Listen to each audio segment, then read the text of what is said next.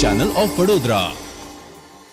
વડોદરામાં જાણભેદુ ચંદન ચોર ટોળકીએ અલકાપુરી વિસ્તારમાં આવેલ સરદાર બાગ પાસેના ચંદનના ઝાડની ચોરી કરીને ફરી એકવાર ફરાર થઈ ગયા છે. વડોદરા શહેર જંગલને જાળવવા માટે પ્રખ્યાત બન્યું છે અને શહેરમાં સૌથી વધુ ચંદનના ઝાડ આવેલા હોવાથી જાણભેદુ ચંદન ચોર કેટલાય સમયથી વડોદરા શહેરમાં આવેલા ચંદનના ઝાડની ચોરી કરીને આ તસ્કરો સફળતાપૂર્વક ભાગી છૂટતા હોય છે.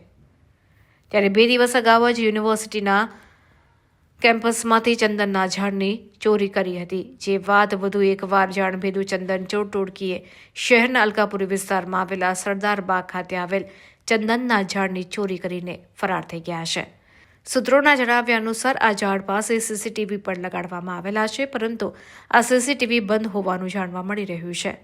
ત્યારે શું આ સીસીટીવી કેમેરા ઇરાદાપૂર્વક જ બંધ રાખવામાં આવી રહ્યા છે કે શું, તેવા અનેક પ્રશ્નો લોકોમાં ઉદ્ભવી રહ્યા છે.